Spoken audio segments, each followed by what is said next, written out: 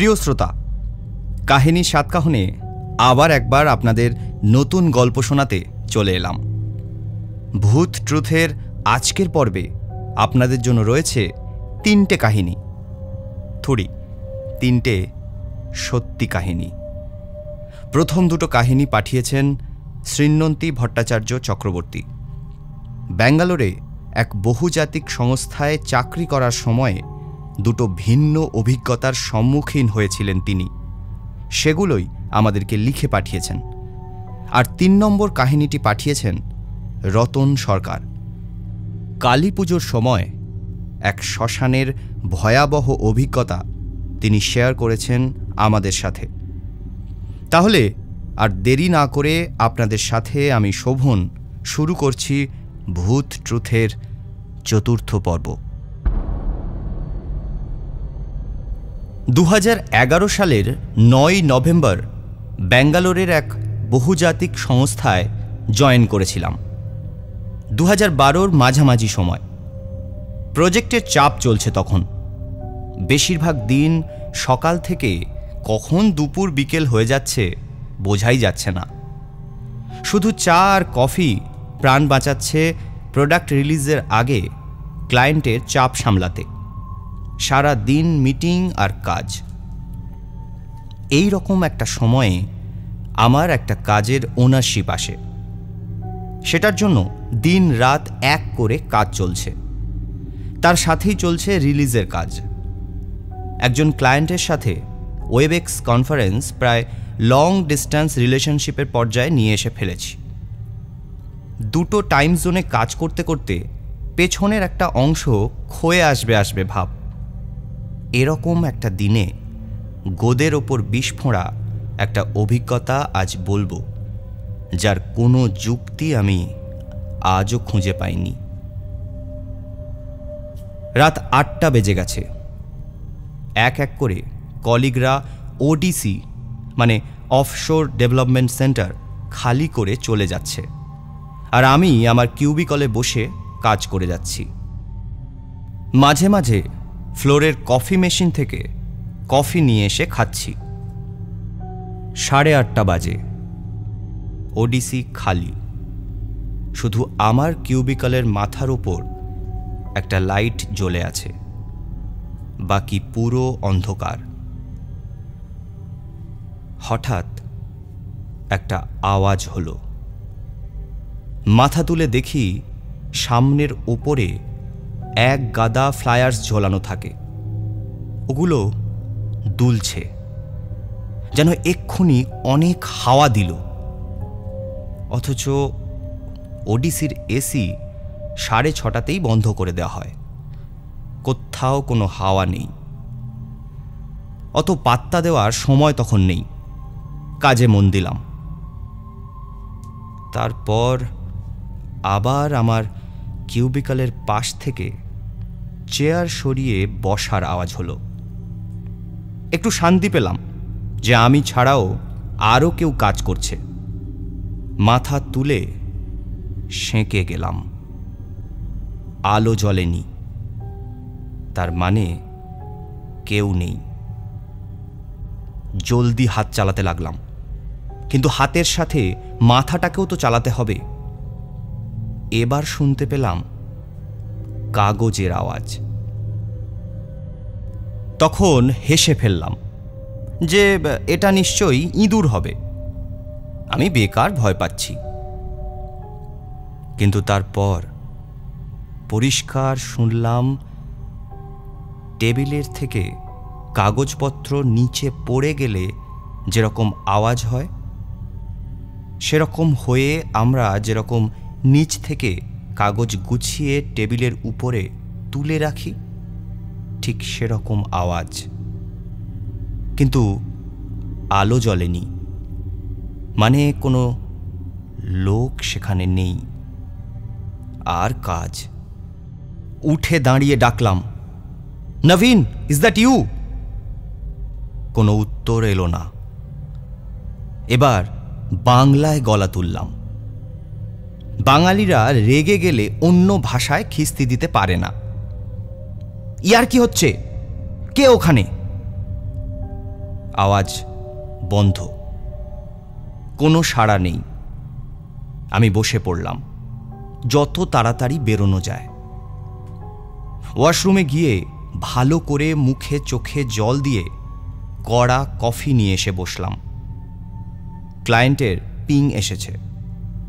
কথা বলে বলে ওয়েবেক্সে করে করে দেখাতে হবে, সেটাই করছি। 10টা বেজে গেল। কথা বলতে বলতে দেখি অন্য একটা ডেস্কের ওপরের লাইট জ্বলে উঠল। জাস্ট ফোনটা রাখলাম আর ঠিক পেছনের কিউবিকাল থেকে চেয়ার ঘষে অন্য ডেস্কে নিয়ে যাওয়ার আওয়াজ পেলাম। ওই রিভলভিং চেয়ারটার চাকা খারাপ বলে গড়ায় না জানতাম। আমার অবস্থা তখন বেশ খারাপ। আই কার্ডটা নিয়ে এক দৌড়ে ওডিসির বাইরে। ওখানে একজন সিকিউরিটি গার্ড বসেন। গিয়ে দেখলাম নেই। আবার ওয়াশরুমে গিয়ে ভালো করে চোখে মুখে জল দিয়ে সুপার কড়া কফি নিয়ে কাজে বসলাম। যা হয় হবে। নবীনের কিউবিকালের লাইট আবার ঝামেলা শুরু করে দিল। না, কোনো প্যারানর্মাল সিনেমার মতো নয়। একটু জ্বলে আবার 2 মিনিট পরে বন্ধ হয়ে যায়। এরকম কিছুক্ষণ এক টানা হওয়ার পর জাস্ট নিতে পারলাম না আর। বিল্ডিংয়ের নিচে রিসেপশনে গিয়ে বললাম আমার প্রবলেম হচ্ছে, একজন সিকিউরিটি পার্সনকে পাঠাতে। কিন্তু আমি একা মহিলা বলে ওরা রাজি হলো না। আমি সিকিউরিটি অফিসে ফোন করে একজনকে পারমিশন করিয়ে নিয়ে তারপর ওডিসিতে এসে কাজে বসলাম। তিনি আমার পেছনে দাঁড়িয়ে রইলেন ঠায়, বসলেন না। শেষমেশ কাজ শেষ করে 11টার বদলে 12টার ক্যাবে পিজিতে ফিরেছিলাম। ক্লায়েন্টকে কমপ্লিট ডেমো দিয়ে এবং সিকিউরিটি অ্যাপ্রিসিয়েশন ইমেলটা করে। পরের দিন সকালে অফিসে গিয়েই ম্যানেজারকে বললাম সবটা। তিনি গম্ভীর হয়ে শুনে বললেন, আবার? শুনতে পেলাম অন্য একটা টিমের ম্যানেজারকে আমায় দেখিয়ে বলছেন, last night she got problem, we should do something before it's too late. তারপর থেকে ওই ওডিসিতে রাত 9টার পর একা কাউকে কাজ করার পারমিশন দেওয়া হয় না।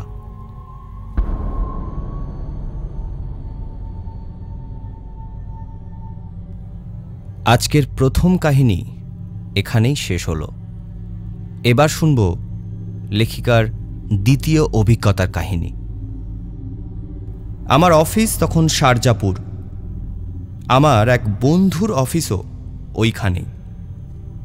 সে থাকতো বেলান্দুর। একটা শর্টকাট ছিল ওর বাড়ি যাওয়ার। এখনকার কোম্পানি ছেড়ে অন্য কোম্পানিতে জয়েন করার সময় হয়ে আসছিল।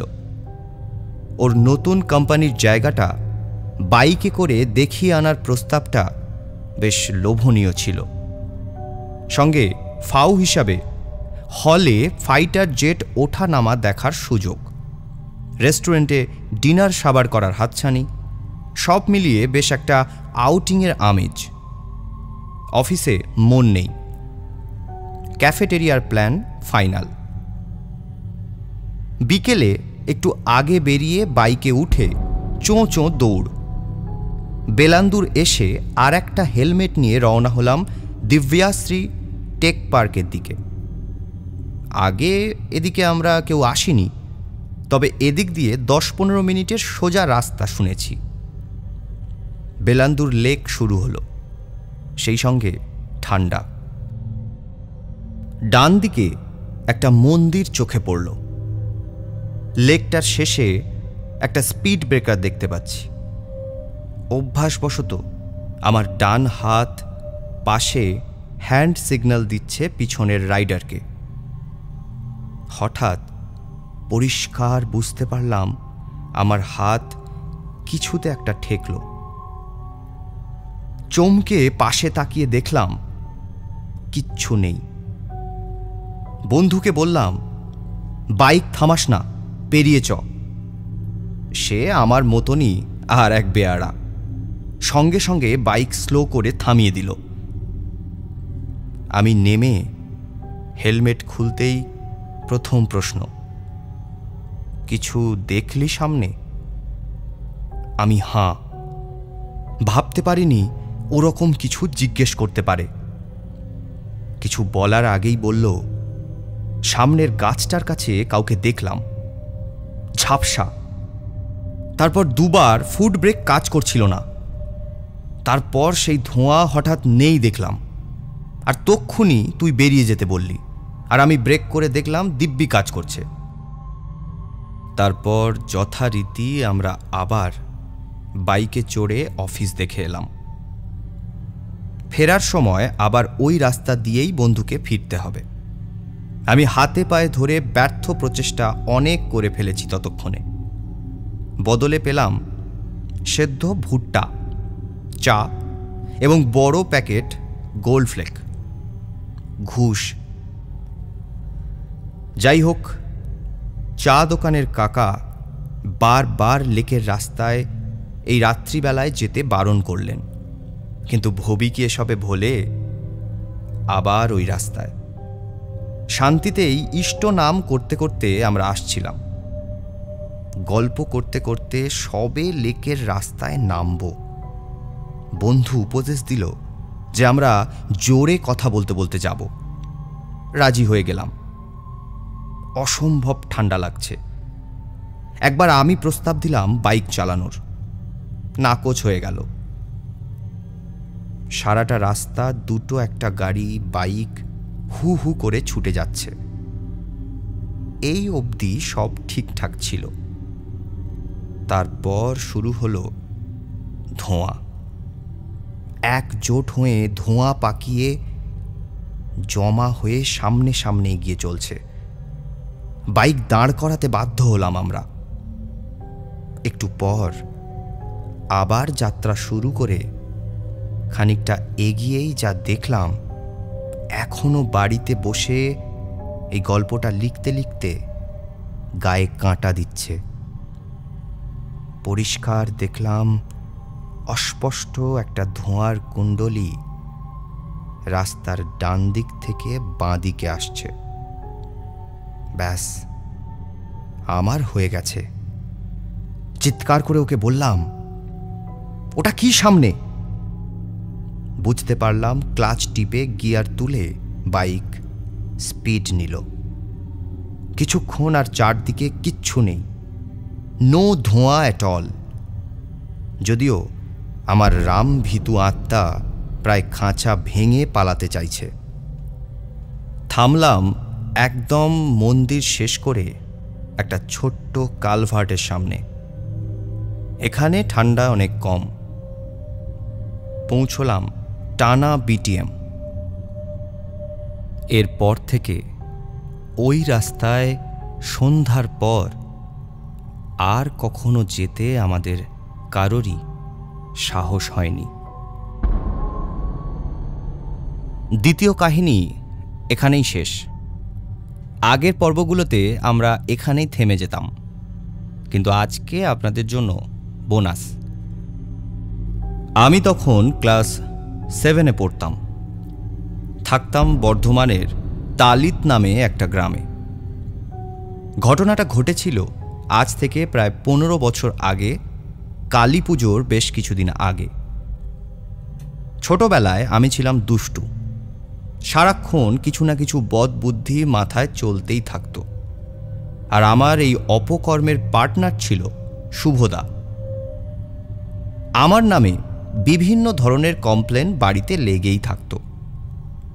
যাই হোক, একবার কালী পুজোর ঠিক আগে আগে মায়ের কাছে বায়না করলাম যে আমাকে বাজি কিনে দিতে হবে। আমার বাবা ছিলেন খুব স্ট্রিক্ট। পরীক্ষায় স্বাভাবিকভাবেই খারাপ রেজাল্টের জন্য বাবা আমাকে বাজি তো কিনে দিলই না, কিন্তু জেদ যখন চেপেছে আমি তো বাজি ফাটাবই। অগত্যা আমি আর শুভদা ঠিক করলাম যে আমরা নিজেরাই কালী পটকা তৈরি করব। পাড়ার বিমল কাকার কাছে জিজ্ঞেস করলাম কালী পটকা তৈরি করতে কি কি লাগে। তিনি আমাদের বলে দিলেন সব। আমরা জোগাড় করলাম সেই সব কিছুই, শুধুমাত্র কাঠ কয়লা ছাড়া। সেদিন সন্ধ্যায় শুভদা বলল কাঠ কয়লা একটা জায়গায় পাওয়া যায়। আমি কোথায় জিজ্ঞেস করাতে শুভদা বলল চল আমার সাথে। আমাকে নিয়ে হাঁটতে হাঁটতে গ্রামের পিছনে শ্মশানের দিকে নিয়ে গেল শুভদা। সে সময় শ্মশানে সন্ধ্যার পর আলো জ্বলত না।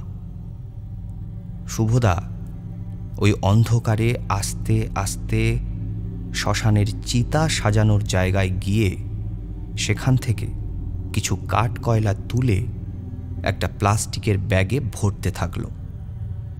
আমি একবার বারণ করলাম। শুভদা বলল চুপচাপ থাক, এখানে বেশি কথা বলিস না। আমি আর তুই ছাড়া এখানে আসার কথা আর কেউ যেন না জানে। কাঠ কয়লাগুলো এক ব্যাগ ভর্তি করে চলে এলাম।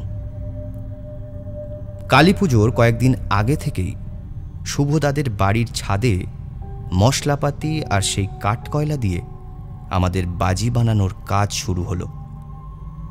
কালী পুজোতে কালী পটকা তো বেশ ভালোই হলো, চটাস পটাস করে ফাটল। আমরাও বেশ মজা করলাম। ভাই ফোটার আগের রাত থেকে আমার প্রচণ্ড জ্বর এলো। বাবা এসে বলল এই জ্বরটা সবারই হচ্ছে, শুভরও জ্বর হয়েছে শুনলাম। যাই হোক, ভাই ফোঁটা নিতে সে বছর আর মামার বাড়ি যেতে পারলাম না। মা একাই গেল। বাড়িতে আমি আমার ঘরে শুয়ে আর বাবা পাশের ঘরে টিভি দেখছিল। আমি ভাবলাম উঠে একবার বাবার কাছে যাই। বিছানায় উঠে বসে মাথার বালিশটা সরাতেই দেখলাম বালিশের নিচে কাঠ কয়লা। কি আশ্চর্য, এখানে কাঠ কয়লা এলো কোথা থেকে? আমি সেগুলো তুলে জানলা দিয়ে বাইরে ফেলে দিলাম। সেদিন সন্ধ্যাবেলায় বাবা চপ এনেছে। এক কামড় দিতেই মুখটা বিচ্ছিরি চিড়বিড় করে উঠল। মুখ থেকে হাতে ফেলে দেখি ভেতরে আলুর পুরের সাথে ছোট ছোট কালো কালো কাঠ কয়লার টুকরো। জ্বর বাড়তে থাকলো আমার। তার পরের দিন সকালে ব্রাশে টুথপেস্ট নিয়ে মুখে দিয়েছি, মুখটাও তেতো হয়ে গেল। মুখ থেকে থুতু ফেলে দেখলাম বেসিনের উপরে কালো কালো কাঠ কয়লার গুঁড়ো। মাকে বললাম ঘটনাগুলো। মা হেসে বলল আরে জ্বরে এরকম ভাবছিস তুই, চিন্তা করিস না। দুপুরে ভাত খেতে বসেছি। মা গরম ভাত থালায় চুর করে দিয়েছে। ডাল দিয়ে মাখার জন্য ভাতটা ভাঙতেই দেখি তার মধ্যেও কাঠ কয়লার টুকরো। মাকে দেখালাম। এবার মাও চিন্তায় পড়ে গেল। আমি কিন্তু বুঝতে পারছিলাম শ্মশানে গিয়ে আমাদের কাঠ কয়লা নিয়ে আসা উচিত হয়নি। এসব যদিও মাকে আমি বলিনি। জ্বরটা না কমায় পরের দিন সকালে ডাক্তারের কাছে নিয়ে যেতে বেশ কিছু ওষুধ আর টেস্ট করাতে দিল। বেরোনোর সময় দেখি ডাক্তারখানার বাইরে শুভদাকে নিয়ে কাকু আর কাকিমা এসেছে। আমি শুভদার কাছে গিয়ে দেখি চোখ লাল, গায়ে প্রচণ্ড জ্বর। শুভদার হাতটা ধরে আস্তে আস্তে বললাম আমাদের শ্মশান থেকে ওগুলো আনা ঠিক হয়নি। শুভদার কাছ থেকে শুনলাম আমার সাথে যা ঘটছে শুভদারও একই ঘটনা প্রতিদিন ঘটছে। কাঠ কয়লা যে আমাদের জীবন এরকম অতিষ্ঠ করে তুলতে পারে তা কে জানত। দুদিন পর জ্বরটা একটু কমল। দুদিনে যে এই কাঠ কয়লা নিয়ে কত কিছু ঘটেছে বলে শেষ করা যাবে না। শুভদাকে দেখতে ওদের বাড়ি গেলাম। আমাকে দেখে শুভদা কেঁদে ফেলল। ঠিক করলাম আগামীকাল শ্মশানে গিয়ে ক্ষমা চেয়ে আসব, না হলে এভাবে চললে দুজনেই শেষ হয়ে যাব। পরের দিন বিকেলে গেলাম শ্মশানে। দুজনেরই শরীর শুকিয়ে গেছে, রীতিমতো অসুস্থ। শ্মশানে ঢুকে কি করব বুঝতে না পেরে সেই পুড়ে যাওয়া চিতাগুলোর সামনে গিয়ে হাত জোড় করে ক্ষমা চাইলাম দুজনে। তারপর বেরিয়ে আসবো বলে ঠিক করছি, এমন সময় এক জটাধারী লোক বটগাছের তলায় বসে হঠাৎ বলে উঠল, এভাবে হবে না। যা অন্যায় তোরা করেছিস তাতে তোরা বয়সে ছোট হলেও তোদের প্রায়শ্চিত্ত করতে হবে। আমরা জিজ্ঞেস করলাম, কি করতে হবে বলুন, আমরা সব করতে রাজি, আমাদের বাঁচান। তিনি বললেন, করতে তো অনেক কিছুই হবে। তোরা এক কাজ কর, যেখান থেকে কাঠ কয়লা তুলেছিলি সেখান থেকে আর একটু তুলে আমাকে দে। আমরা নিয়ে এলাম। তিনি আমাদের দুজনের হাতটা বাড়াতে বললেন তার দিকে। তার ঝোলা থেকে একটা গাছের কাঁটা বের করে দুজনের আঙুল থেকে এক ফোঁটা করে রক্ত নিয়ে সেই কাঠ কয়লাতে লাগালেন। তারপর বললেন, সোজা শ্মশান থেকে বাড়ি চলে যা, পিছনের দিকে তাকাবি না। আমরা বাড়ি চলে আসার পরে ধীরে ধীরে আমাদের শরীর সুস্থ হয়ে যায়। কাঠকয়লার কোনো উপদ্রব আর আমাদের সাথে হয়নি। বয়স বাড়ার সাথে সাথে অনেকবারই শ্মশানে যেতে হয়েছে, কিন্তু আমরা কেউই পরে আর সেই জটাধারীকে দেখতে পাইনি। আর শ্মশানের কাউকে জিজ্ঞেস করলে তার খোঁজও কেউ দিতে পারে না। ভূত ট্রুথের আজকের পর্ব এখানেই শেষ হলো। আগামী পর্বে আরও নতুন নতুন ঘটনার কথা আপনাদের জন্য নিয়ে আসবো আমরা। আর আমাদের গল্পগুলো আপনাদের কেমন লাগছে আমাদেরকে জানাতে ভুলবেন না। আর আপনারা যদি আপনাদের জীবনের অভিজ্ঞতার কথা আমাদেরকে জানাতে চান, তাহলে ভিডিওর ডেসক্রিপশানে আমাদের ইমেল আইডি দেওয়া আছে, অবশ্যই মেল করুন। আগামী পর্বের জন্য অপেক্ষায় থাকুন। টাটা।